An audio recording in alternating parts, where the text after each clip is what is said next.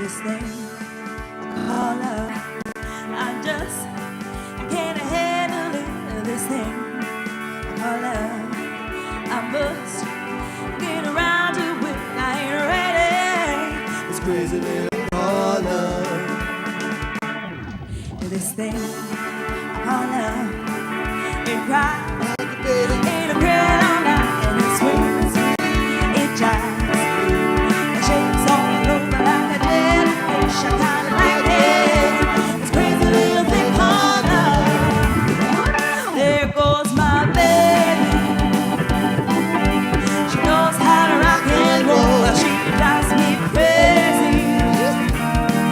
In the hot and cold fever, she leaves me in a cool, cool sweat. I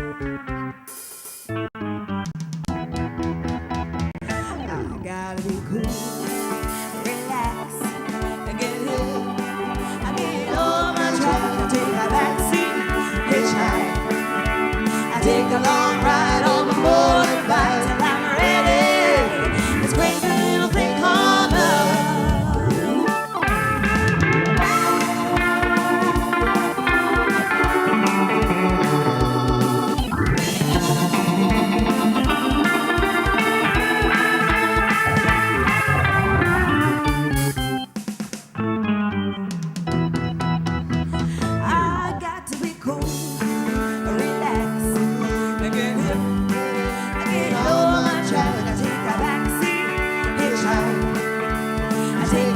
Ride on the motorbike and take ready.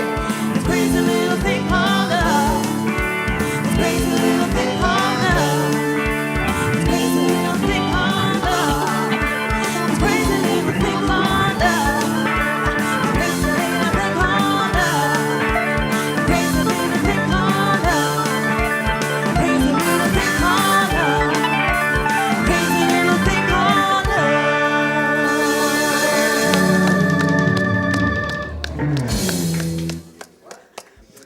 A crazy little thing called love, and that's what we do here. We are a community filled with love, giving love. That's what we do. That's who we are. I love it. Thank you. Thank you so much. Welcome.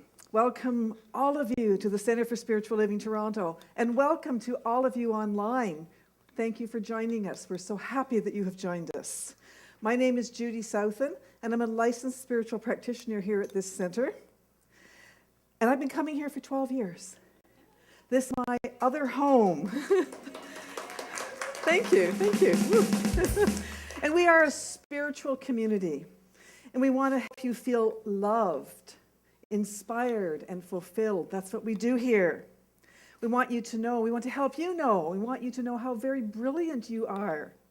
So we welcome you here, joining us here today to celebrate life and love and laughter, and of course music, because it's so important to us. So let's take a few minutes, just stand up, go and welcome each other, say hello to each other, give a little love, and come back when the music starts.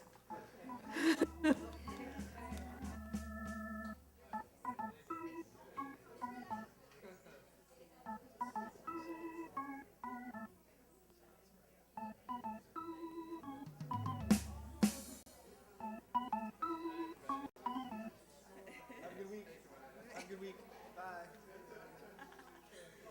We'll be here all day. Thank you for all day. Thanks for being here again. Thank you for having me.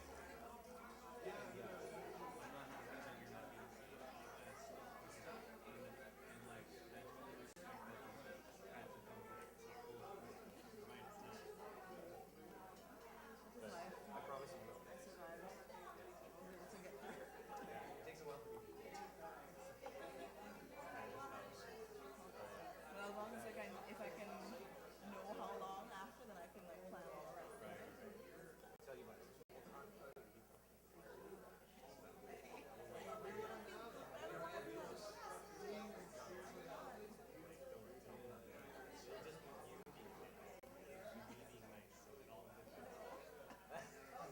Okay, come on back. Come on back. The music is starting. Come and sing with us.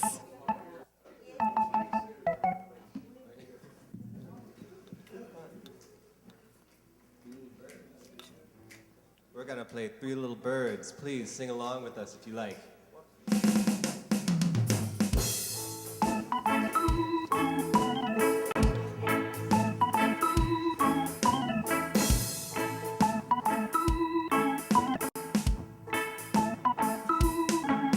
Don't worry about a thing, 'cause every little thing is gonna be alright. Singing, don't worry about a thing, 'cause every little thing is gonna be alright. Rise up this morning, smile with the rising sun. Three little birds pitched by my doorstep, singing sweet songs, melodies pure and true.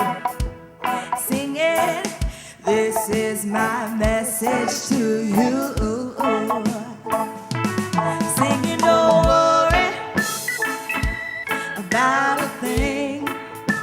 Don't worry about a thing, 'cause every little thing is gonna be alright. Singing, don't worry about a thing, 'cause every little thing is gonna be alright. Rise up this morning, smile with the rising sun. Three little birds pitched by my doorstep, singing sweet songs, melodies pure and true. Singing, this is my message to you. Singing, don't worry about a thing, 'cause every little thing is gonna be alright. Singing, don't worry about a thing, 'cause every little thing is gonna be alright.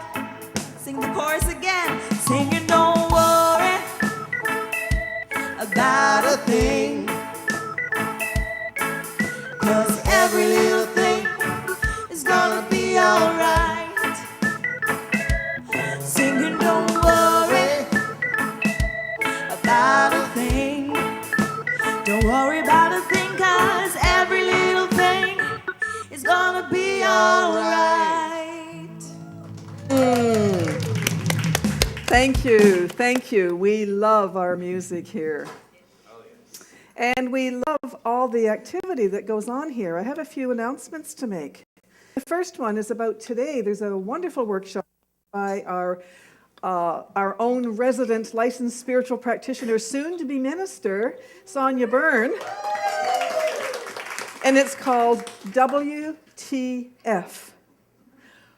Where's the forgiveness? And Sonia is a brilliant, very capable, very professional facilitator. This is going to be a brilliant workshop. So please sign up today if you haven't already. It starts at 1 and it ends at 3, and it's all about forgiveness. And that's very key in spiritual growth. Forgiveness is really important.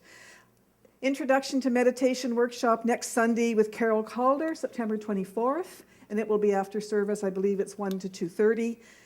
Saturday, September 23rd, there's a special session with a nursing coach, a health coach, who is bringing in a musician. It's a musical healing session, and it has to do with Lyme disease. And Catherine Gagnon is currently healing herself with prayer and all the tools that she has. And anybody, if you know anybody who wants to know more about Lyme disease, who's experiencing it, this is something that you should tell them about. It's next Saturday, September 23rd. Wednesday, I don't know, I don't have it here, but it's all on our website, csltoronto.com. All of this is on the calendar on the very front page.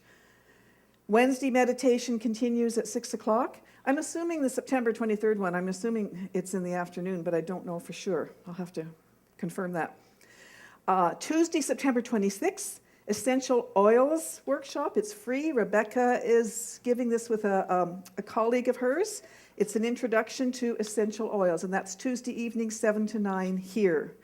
And today, we have 4 home groups already happening, and we have sign-ups now. We're ready to sign up new people to join the home groups.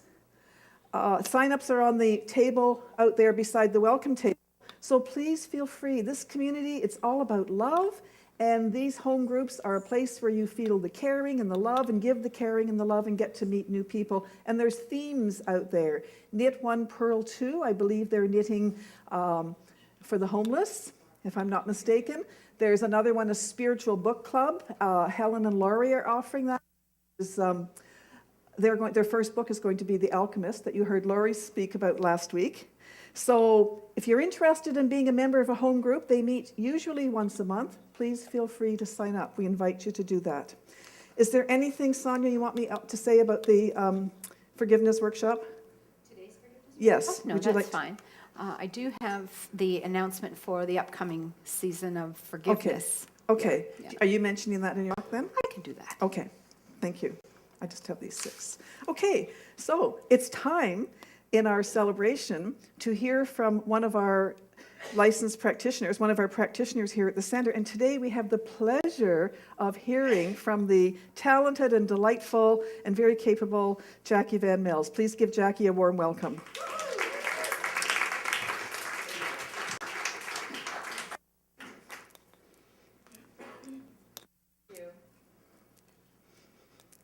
Can everybody hear me? Good morning. Now you can.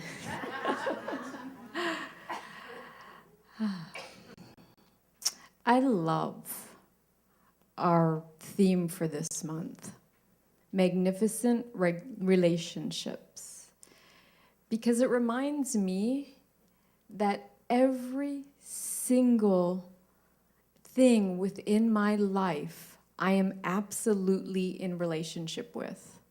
My hair, my body, the food I eat, all of you, my friends, my family, colleagues.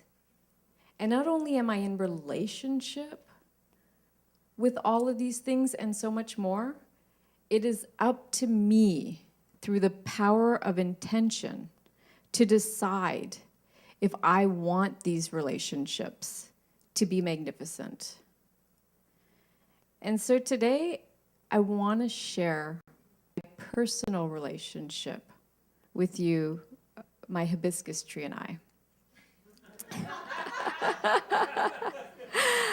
I know you thought I was going to say my daughter or my granddaughter, but I have other things in my life too. And hibiscus and I, we have been together now for 10 years. Thank you. And from that very first moment that I saw this most beautiful specimen, I fell in love. The fuchsia flowers, the blooms absolutely everywhere. The green, velvety, rich foliage. I just knew as I stared at her from across the room at Home Depot that I was destined to take this most magnificent specimen home with me. And I had the perfect places for her. In the winter, she's in my living room, and in the summer, she's out on my front patio, my front porch. And I didn't realize, but hibiscus is such a great conversational piece. When she's on the front porch, people that are walking on the streets, they always complimented me on how beautiful she is and just loved her presence. When she was inside in the winters, she actually blossomed. I don't know how, I don't know why, but she blossomed every single winter. And so I would have dinner parties, bring my friends over, and we would just relish in hibiscus's beauty. Now, about 3 years ago, we had an early frost in September, and hibiscus was outside for the entire night. She survived, but she was never the same. Her leaves became limp, lethargic, lifeless, and she never blossomed again. And I didn't realize it at the time, but I unconsciously resented hibiscus for no longer showing up in the way that I wanted her to show up. She was no longer that beautiful specimen that I had fallen in love with. I still cared for her, but I didn't love her in that same way anymore. And then this past March, I was doing home renos, and I actually thought, it's time to get rid of hibiscus. She's just not doing it for me anymore. And then I was reminded of a sentence that Wayne Dyer used to always say. When you change the way you look at something, the thing you look at will change. And so I created an intention. I intended for hibiscus to blossom again. I didn't know how I was going to do it, but I knew that I needed to love her in that same way that I fell in love with her 10 years ago. I needed to show up for her and see her beauty exactly as she was presenting herself in this moment. And in April, I was in the Walmart garden center, and I was getting some annuals, and something prompted me to ask the cashier if she had any ideas on how I could revive hibiscus. Now, she threw a wrench into things. She tried to tell me that hibiscus was a male. I'm like, oh my God. For 10 years, I thought I was with a female. Anyway. So I didn't buy into that. But she had some good advice. She suggested Miracle Grow soil. So I bought some. I replanted her. It actually helped with her alignment, nice straight alignment. Continued to just love her and water her. And then at the end of July, hibiscus's foliage, these green velvety leaves, they were back in full force exactly as I remember them. Towards the middle of August, hibiscus had one fuchsia flower that blossomed. Yes, one. When you change the way you look at something, the thing you look at changes. The power of relationships is in the power of our intention. By deciding whether or not we want all of these relationships within our lives to be magnificent.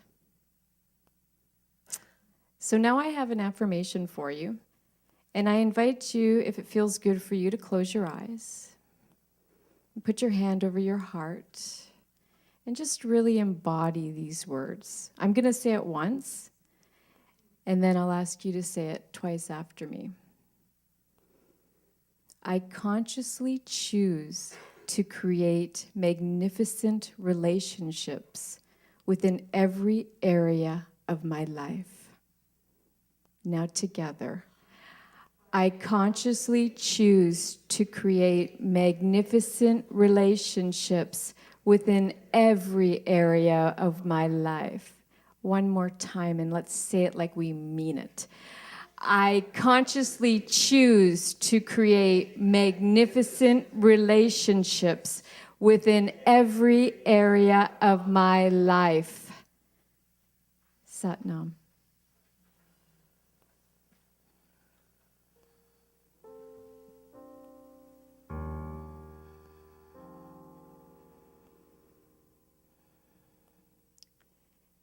breathing in the deliciousness of this moment, creating a relationship with this beautiful music, feeling the oneness of beauty that is absolutely everywhere present. And this beauty lives within each of us, as us, expressing through us. And in this moment, we have life, we have love, we have joy, and we have the God awe-inspired deliciousness that is relationships. Relationship with ourselves, relationship with others, and choosing to see beauty.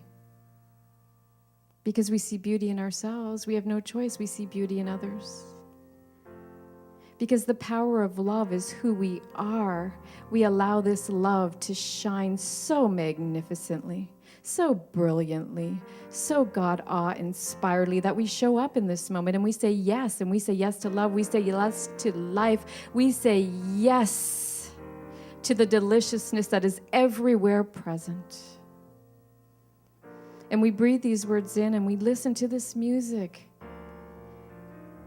as it flows from the top of our head to the tips of our toes and everywhere in between. And we are inspired because we are the inspiration that we seek. We are the poise, the peace, the power that is everywhere present.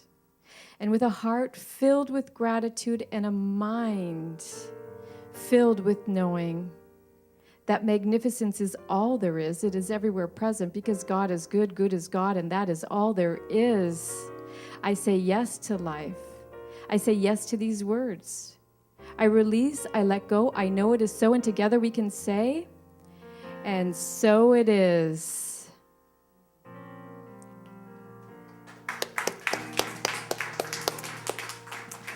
Didn't I say that Jackie was talented? That was so brilliant, Jackie. Thank you, thank you, thank you. Great. And now we're going to hear again from our wonderful band with Kimaya at the mic singing Share the Land.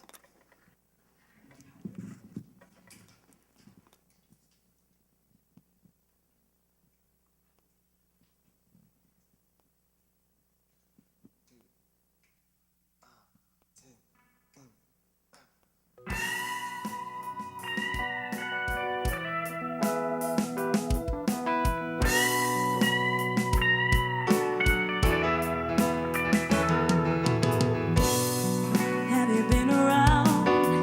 Have you done your share of coming down on different things that people do?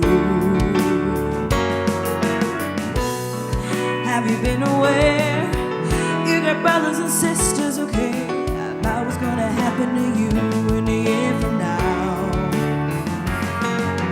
Maybe I'll be there to shake your hand.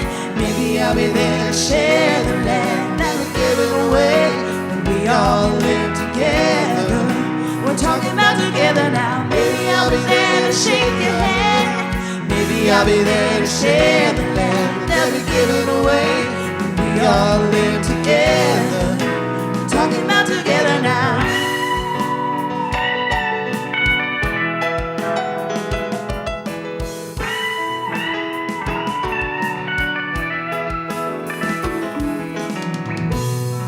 Did you pay your dues? Did you read the news this morning when the paper landed on your door? Do you know their names? Can you play their games without losing track and coming down a bit too hard? Well, maybe I'll be there to shake your hand. Maybe I'll be there to share the land that we're giving away. We all can live together. We're talking about together now. Maybe I'll be there to shake your hand. Maybe I'll be there to share the land that we're giving away. We all live together. We're talking about together now. Shake your hand, share the land. Shake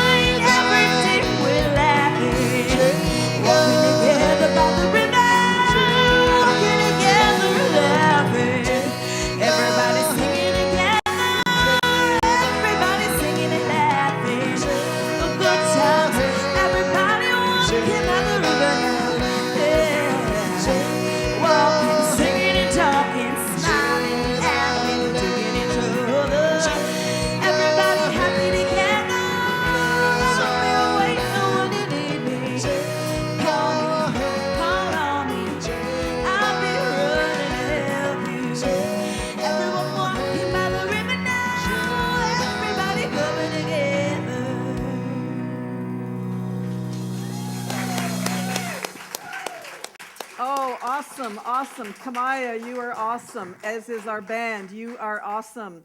And now for some more awesomeness. It's time for our guest speaker.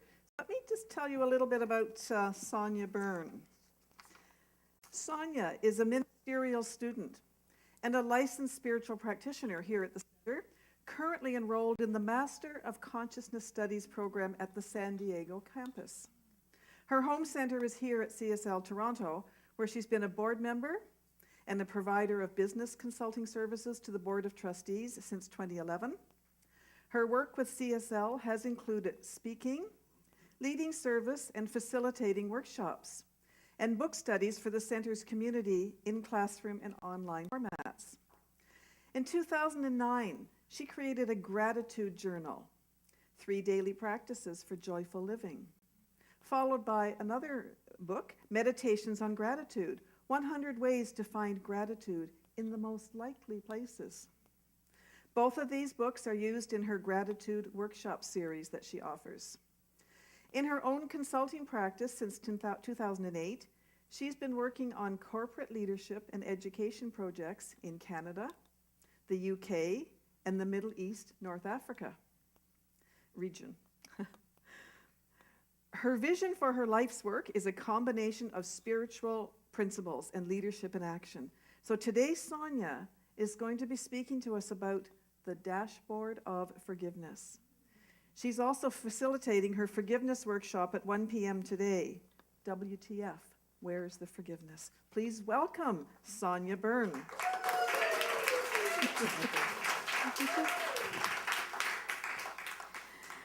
Thank you, Judy. I love being able to be back at my home center here, Toronto. Well, thank you. Thank you. I was being driven here this morning by a friend that I'm staying with, and I began to feel this sort of like sucking feeling. And it was like, not that something was sucking, I felt like I was being pulled towards something. And my heart started to beat fast, and I thought, what is this? And then I breathed it into it, as I've learned to do when that happens, and I thought, I'm about to get a hug. Coming to the center here in Toronto feels like a big enveloping hug to me. And I get here around 9-ish. I'm going to pop out about 3 p.m. today. And I really do feel like I'm going to pop out around 3 p.m. and kind of go, wow, that was neat. And how did that time go so fast? And it's my love-in with you folks. So I'm so glad when I can be in town and do that. About a year ago, I moved back from the Middle East. I had been living in Cairo and Dubai, working over there. While I did my practitioner and ministerial studies, I started them there. And so about a year ago, I moved back to Canada. I moved to St. John's, Newfoundland. And that is my home base right now until my next adventure shows up. And I'm beginning to invite manifestation for that. So I'm excited because I'm 2 more semesters away from finishing my ministerial school. Yes. Nearly 3 years it will be. So, and I'm in my 7th year of studying. So when you meet a practitioner around the center, know that they have devoted a lot of time and study and investment in all kinds of ways into being able to serve the community. So I'm very conscious of the way that I'm speaking today, mostly my pace. I did say I moved back to Newfoundland a year ago. We talk fast. So about 3-4 days ago, as I began to, formulate my talk, I also began to slow down my cadence to the point that on Friday night, I was at a kitchen party at the local Kitty Vitty Brewery House, and Kitty Vitty is a fishing village east of downtown St. John's, and that's where I reside right now. And I was at this party. I had 2 sets of people who'd been visiting me, and this was sort of our final night. We had a great night together before we all went our separate ways to get back to Ontario. And while the band had a break, they came up to the bar where I was standing with my visitors. And the guitar player in the band, she said to me, I asked for a request, and she said, "You must be from Halifax." And I said, no, I live up the street. And she said, "Well, where'd you get your mainland accent?" And I thought, this is working. I said, I am speaking in Toronto on the weekend. So by about noon tomorrow, people will think I'm from Ottawa.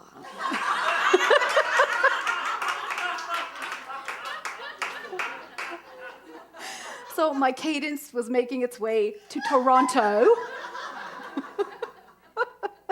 along with my spiritual self.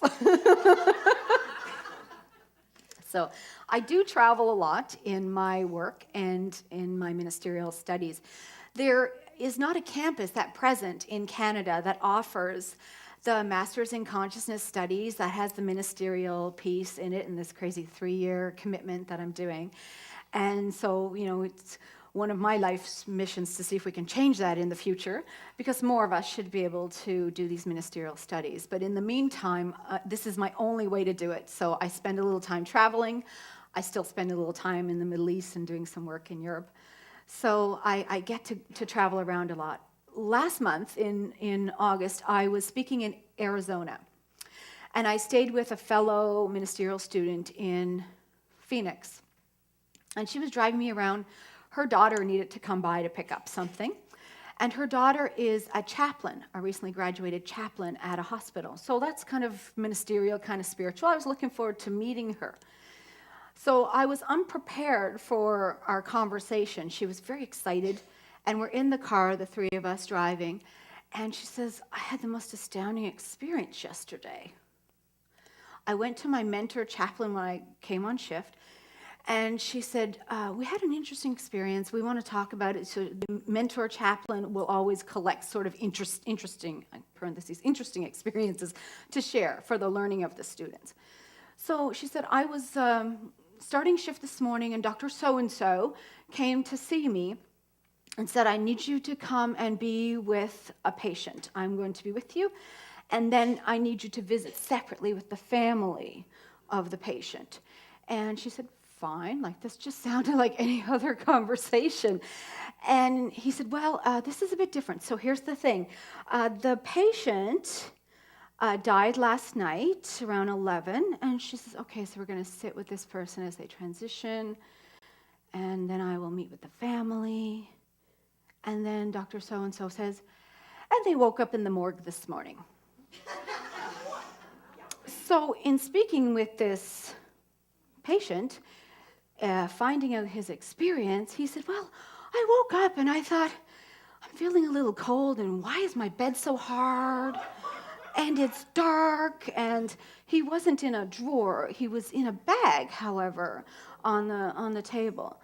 And so my spiritual self is totally fascinated about where this went, right? And my human self is saying, "I would not want to be the orderly on that shift." Like, imagine, coming into the morgue and someone's trying to get out of the bag. I mean, Okay, so back to my spiritual self. My spiritual self thought, I wonder what that person is going to do. Talk about getting a second chance at things, right? Like, what kind of reset would occur for that individual?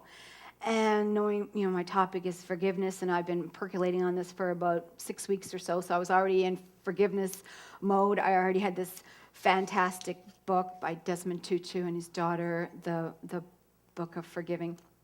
So I was already in that space in my mind. So I thought, I wonder if he came back and thought, okay, so there's some stuff I need to do. So I thought, wouldn't that be interesting? And what if we could live like that right now? So going back to Newfoundland last year, nearly a year, I arrived on October 13th, so it's nearly a year. I deliberately chose to go back to Newfoundland after my experience in the Middle East because we had a lot of family stuff, some people call it drama, happen while I was in the Middle East. And I really felt called to go back to Newfoundland, where I'm from, and heal some stuff. And so I decided I would do that, thinking it would be about a year or so that I would be there. And I got to tell you, healing is not quiet work. It doesn't sound beautiful. Oh, Sonia, a ministerial student, went back to Newfoundland to heal with her family. No. Like, it sounds like, I freaking hate you in this moment. I don't want to see your face. It sounds like slamming phones. It sounds like getting in the car on a drive to go correct something. It sounds like crying. Sometimes crying was me. You know, it is not quiet work. It is a deep jump into the soul of that thing that needs to be forgiven.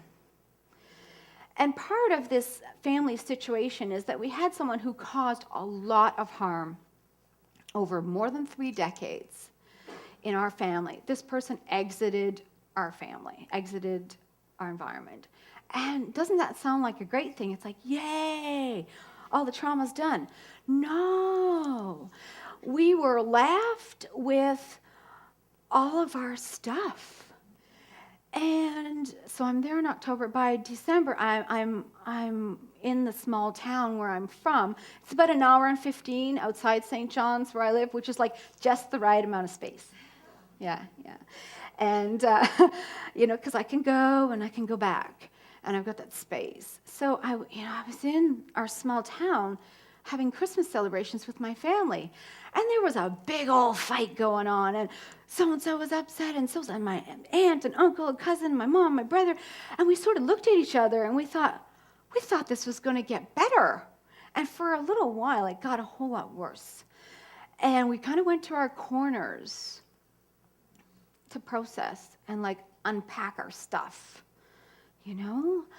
And this place of forgiveness, for this person who caused so much damage in our life, I really had to go to a lot of what Ernest Holmes says in the Science of Mind texts that we use, and, some of Wayne Dyer and Louise Hay, all the biggies, And I was reading pretty voraciously and really meditating the heck out of things and getting perspective, and I found that my inner meditator has a potty mouth. Like, he was not happy either, right? And because I'd come out with these messages that had, like, expletives in them, and I would talk to Lena. Lena, does this happen to you? Am I normal, right? And so this place of forgiveness, I had to really reconcile it. And the thing that really stood out for me is the person I needed to forgive the most was myself, and I thought it was him. And I was darn angry at him and the impact. And then, as I began to unpack my Middle Eastern experience, thinking about this idea of the universe and the universal law and creative thought, and this idea of, we create our thoughts and we create our experiences. And I was like, so not wanting to own that I created this experience. And then I was able to get spiritual about it for a brief time and really look deeply into things and discover that I was in the Middle East for 4.5 years. And the people that came over to work on my project with me, I was an executive in an automotive educational project. So very male-dominated, very traditional environment, and not used to having a foreigner woman. And so I had a little bit of stuff stacked against me in that experience. But I would bring people over, and because it is very difficult to kind of get things done. Oh, and we were there during the Revolution, and then the Civil War, and then the Second Revolution, and the military coup. So yeah, that made it a little difficult too, like to get pencils or, ice cream or whatever. And so people would last. They would last about 12 to 14 months. They kind of had a shelf life. Before, at like 12 or 14 months, they absolutely lost their stuff in the middle of the street over a parking spot or an ice cream or something, because I consider the experience like death by paper cut, where it just like little things add up, and one day you lose it, and it's not about that at all. And I was there for 4.5 years, and so I thought, wow, what enabled me to do that? And then I realized that in this big cosmic gumball machine that is the universe, the universe takes care of the how. And how my resiliency was created was through those horrible experiences and dealing with those when I was young. So when I got to Cairo, and there were all these men that were kind of like wanting to get up in your face, and people that were sort of stack things against you, I was like right up there, right? And I thought, I have seen this before. This does not scare me. This does not shock me. I'm from Newfoundland. We're tough. We're used to power outages and snowstorms, and I was born into a house with no hot water, no bathtub. That was only in the 70s. I'm not older than that. It's not Little House on the Prairie, right? But like, I had a lot stacked against me, so I had a lot of reasons to kind of be angry, like pick a card, But this place of forgiveness that I was able to go back to last year when I went home to Newfoundland, really, it's been such a learning for me. For myself, for my family, for my future congregants and community, wherever I may end up, and I'm feeling I'm sort of at the end of this forgiveness, healing piece of things in Newfoundland. And so I drive out to the place where all the stuff is happening. I drive out to the drama, right? And I go hide in St. John's with the Kitty Bitty Brewery parties and all that stuff. But I go out to like the place, the town that needs the healing where I'm from. And so I'm driving and I'm thinking, this forgiveness is kind of like this dashboard, I think I'm in control. I have the wheel. And there's some things I can kind of adjust, like how fast I want to go. Am I going to get hot or cold about this thing that's bugging me? Am I going to distract myself with the radio? And then out of the corner of my eye, I see the thing I don't want to pay any attention to. The glove box. Anyone actually put gloves in their glove box? Yeah, okay. Because I'm kind of like this, and I'm thinking, that's where the baggage is. Okay, that's where the stuff is that you put in there, and you just like don't look at it. And next spring you pull out granola bars that got frozen, thawed over the winter, hard candy that's stuck to other stuff, and maybe some gloves. But it's like I had to face my own part in things, and I had to be okay with it. And that required forgiveness, and that required forgiveness of myself first. And it's kind of like that airline analogy where you have to put the oxygen on yourself first. So yesterday on our center's Facebook, I did this little tutorial, you can take a look at it, and I sort of hand drew on a notepad this heart. And I call these 4 elements the power 4, and I use them in the Thanksgiving gratitude series as well. I end with them. And they're anger, gratitude, forgiveness, and love. And I put anger down at the bottom of the heart, and you can go up the side of gratitude or for forgiveness, and you can get into this center space of love. But that's how you have to travel through. And so looking at things that make you angry and learning to see them as gifts, learning to see them as messengers, because anger scares our brain. And if we think of anger as the really bullyish cousin of fear, it's like when I look at anger, or when I'm angered, I'll stop and think, okay, what needs to be addressed here? What's hurting in me? What am I afraid of? Because I can come off real tough, but it's like, what's really underneath there, And then going into forgiveness, whether it's myself or another person, this allows me, it's a really nice route. And this heart emblem for a tool had come to me some months ago to describe that process. And it really, really resonates for me in explaining it. It's really easy, that path into love. So I will be doing an online book study series with this book. So the Book of Forgiving, and Reverend Helen and I had a conversation, as we do about 5 mornings a week. And we've seen each other in our pajamas, we're making coffee. It's like, oh, you changed your pajamas, you got new ones. Okay, yeah. Not everybody needs to know us that way, by the way, right? So Hi, Reverend Helen. So the Book of Forgiving, we talked about bringing it in, but really it comes in audio, it comes in ebook, it's Kindle, it's Kobo, it's you can do it in another language, whatever you prefer. So if you want to pick the kind of version you like and purchase it, then it's a complement. It's the text we're going to use for the season for forgiveness. And I'm going to put this sign up sheet. It was already out there, but I'm going to leave it at the bookstore. It's a workshop that is going to begin about mid-October, end about mid-November. The dates are right here. It's Wednesday night, 7 to 8:30 your time, Toronto time. And it includes a practitioner session, the cost. Because as we move through the fourfold path of forgiveness, as we move through the anatomy of a situation, you may need some outside support. And so we have a wonderful practitioner team. And the program then has that practitioner session included with your choice of practitioner. It is 149 Canadian. And so today we're doing it for 129 because I've not even announced it. It'll be announced this week on our social media and marketing. So 129, if you want to sign up today, I'll leave it out at the bookstore. Marg is aware. So a little passage from this very awesome book.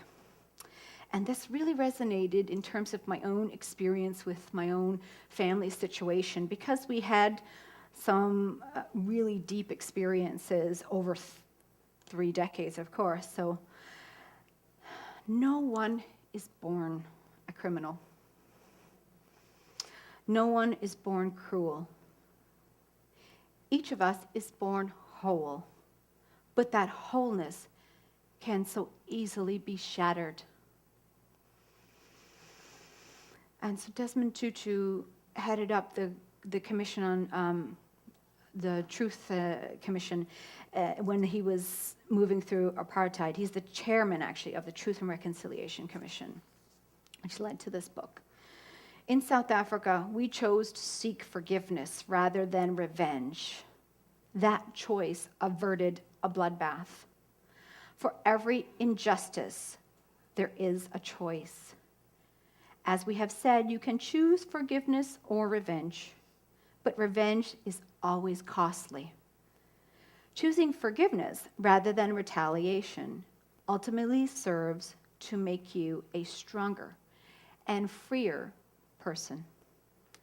Peace always comes to those who choose to forgive.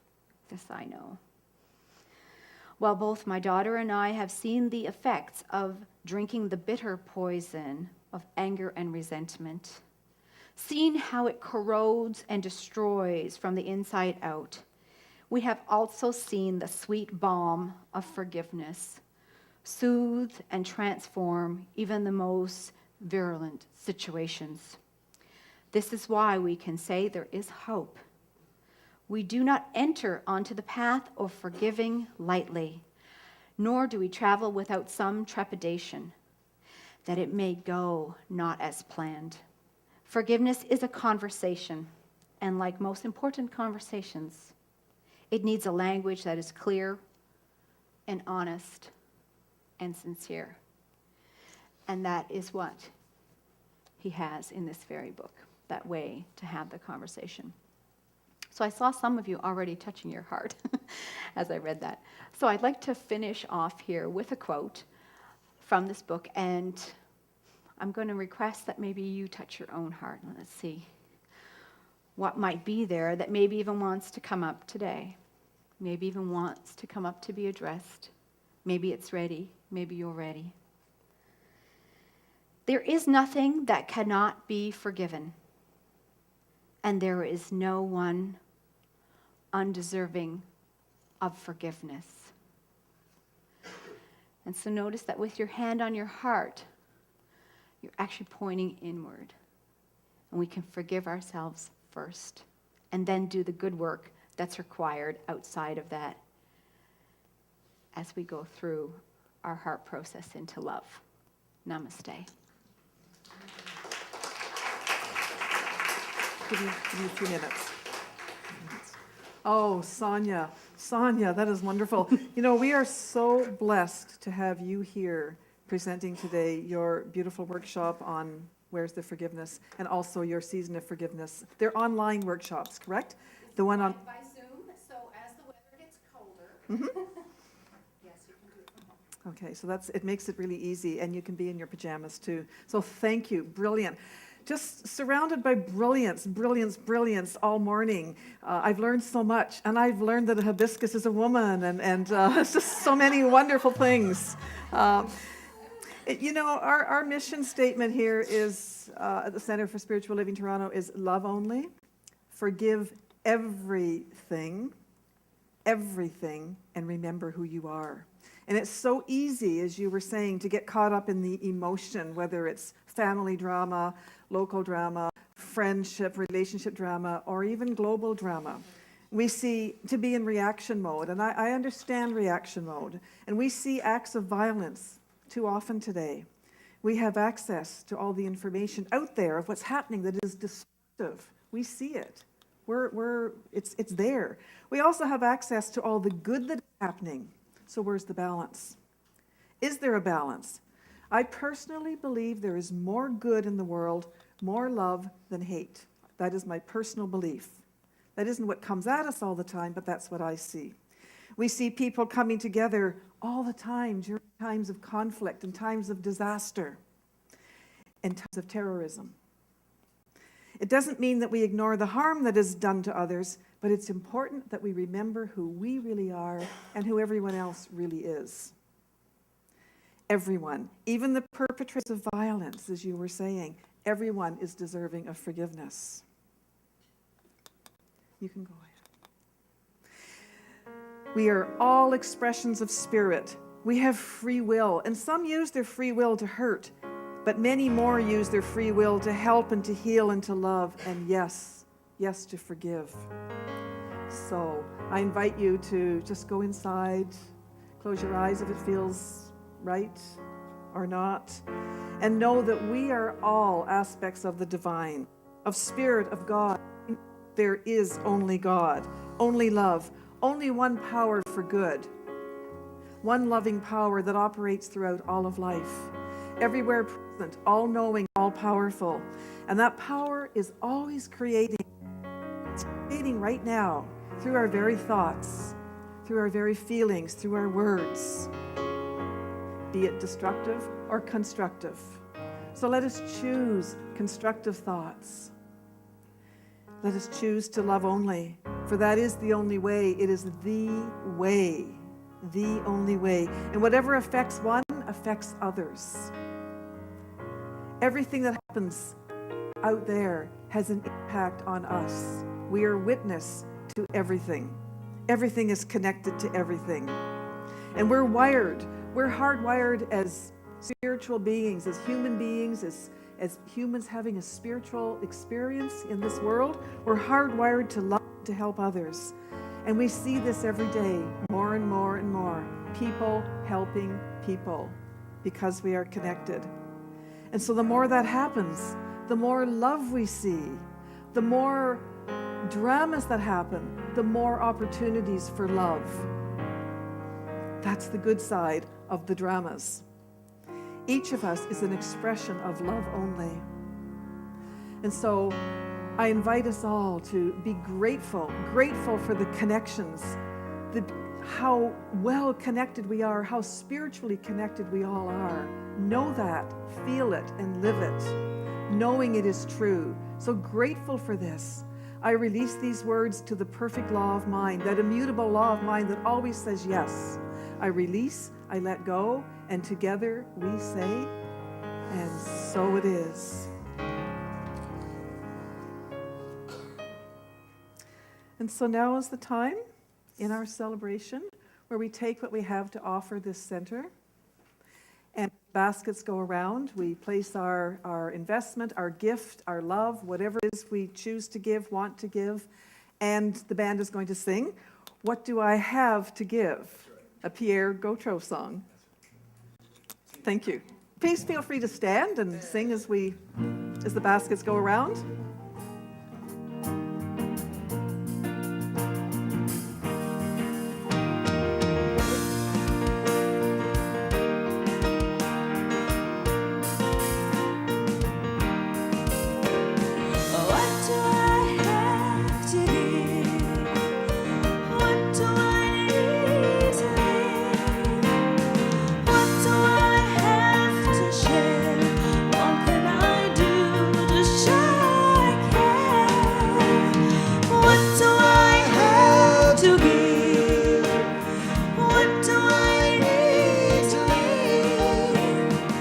What do I have to share? What can I do to show I care?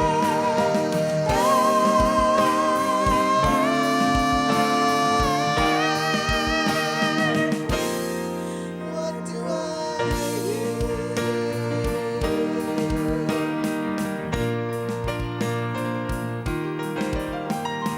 What do I have to give? What do I need to give? What do I have to share? What can I do to show I care? What do I have to give? What do I need to give? What do I have to share?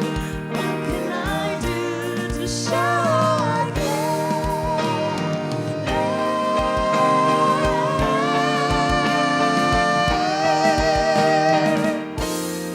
What do I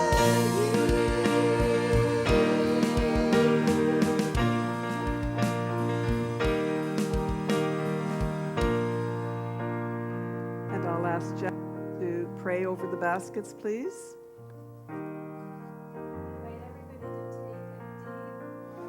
In.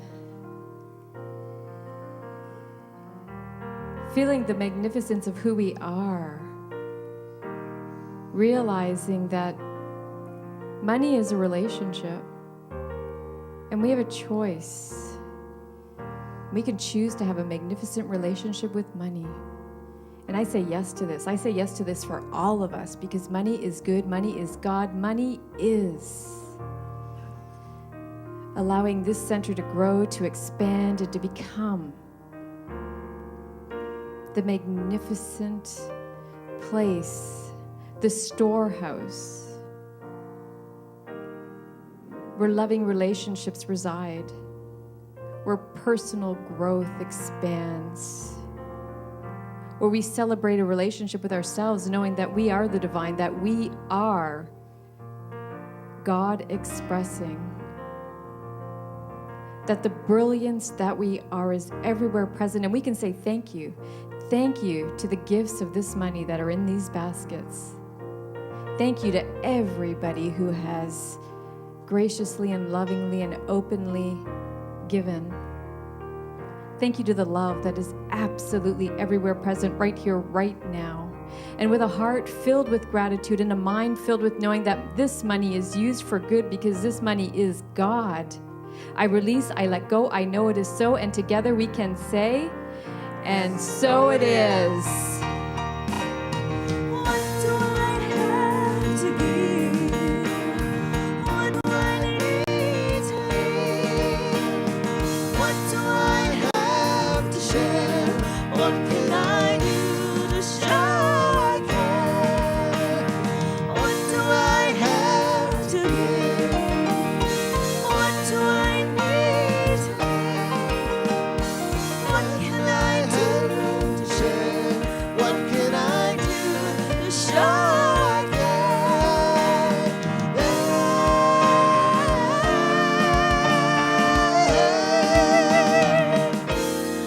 What do I give? What do I give?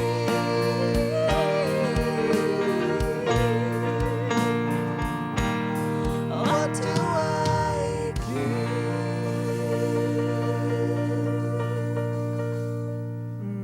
Thank you. Thank you, Jackie, for your prayer.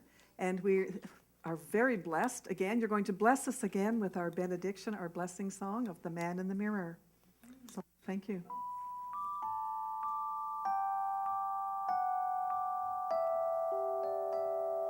Oh, I'm gonna make a change for once in my life. It's gonna feel real good. Gonna make a difference. Gonna make it right. As I turn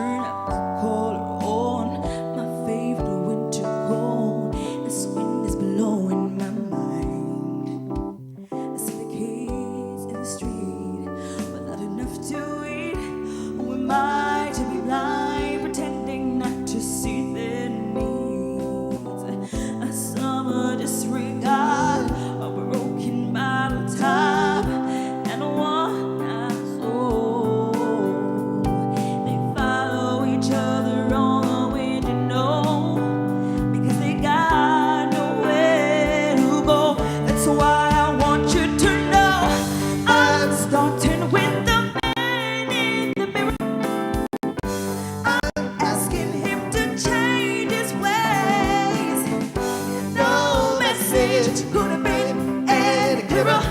If you want to make the world a better place, take a look at yourself and make a change. Na na na na na na na na. I've been a victim of a selfish kind of love. It's time that I realized there is song with no home, without a nickel to loan. Could it be really me pretending that they're not alone? Oh, well, oh, it's not somebody's broken heart, and a washed out dream. They follow the pattern all the way to see, because they got no place to be. That's why I'm starting with me. I'm starting with the man in the mirror. I'm asking him to change his ways. No message could have been any clearer. If you want to make the world a better change, and you gotta look at yourself and make a change. I'm starting with the man in the mirror. I'm asking him to change his ways. No message could have been any clearer. If you want to make the world a better place, take a look at yourself and then make a change. I'm starting with the man in the mirror. I'm asking him to change his ways. No message could have been any clearer. If you want to make the world a better place, take a look at yourself and then make a change. You gotta get it right while you got the time. When you close your heart, when you close your mind. Na na na na na na na na.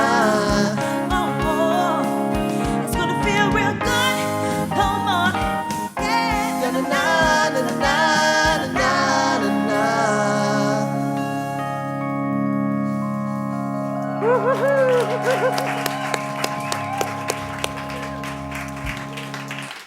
I'm in awe. I am in awe of all the brilliance that has made this celebration possible. I'm in awe of Kamaya's beautiful singing. Thank you. Thank you.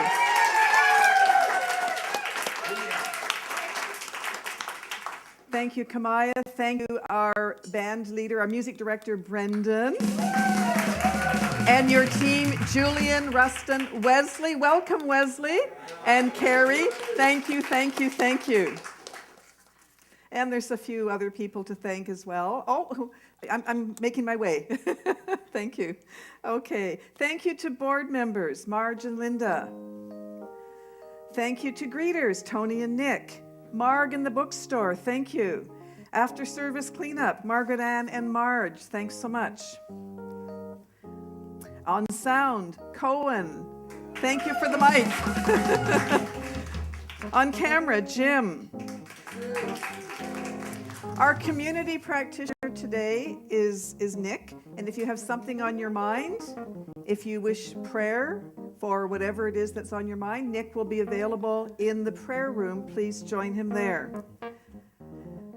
Thank you for your meditation, your always beautiful meditation, Margaret Ann.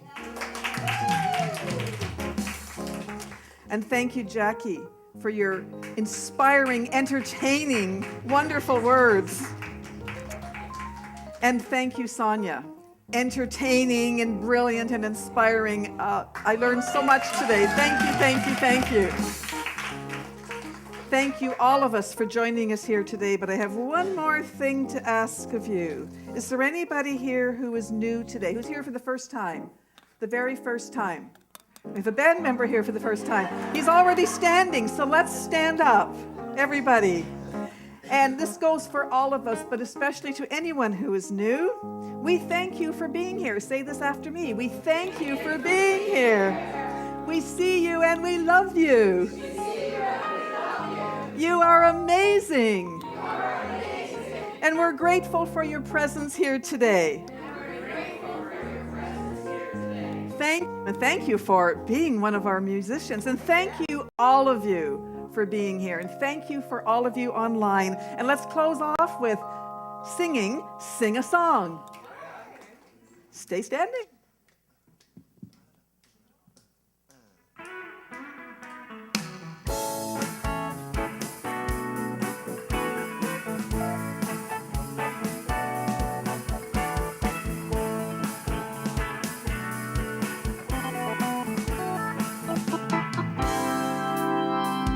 When you feel down and out, sing a song.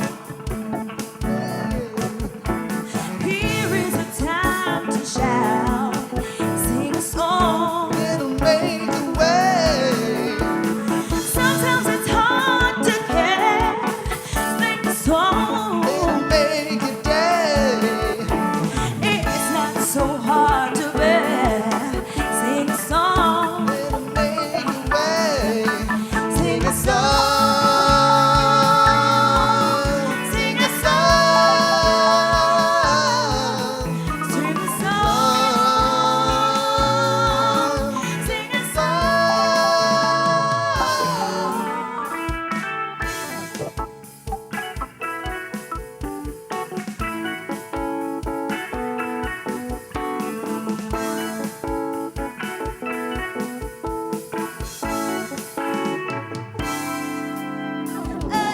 bring it hard to believe it. Sing a song. It'll make a day. Our life ain't about no retreating. Sing a song.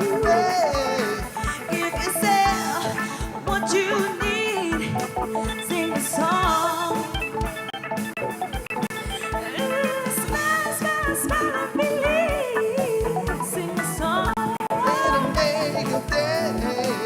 Sing a song. Sing a song. Sing a song. Sing a song.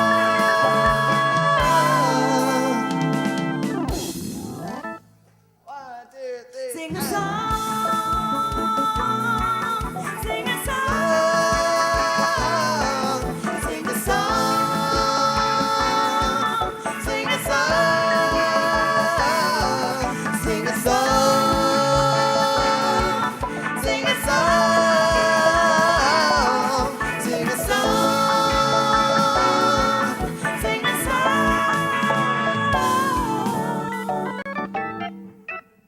Have a good week, everybody. Sing a, sing a, sing a.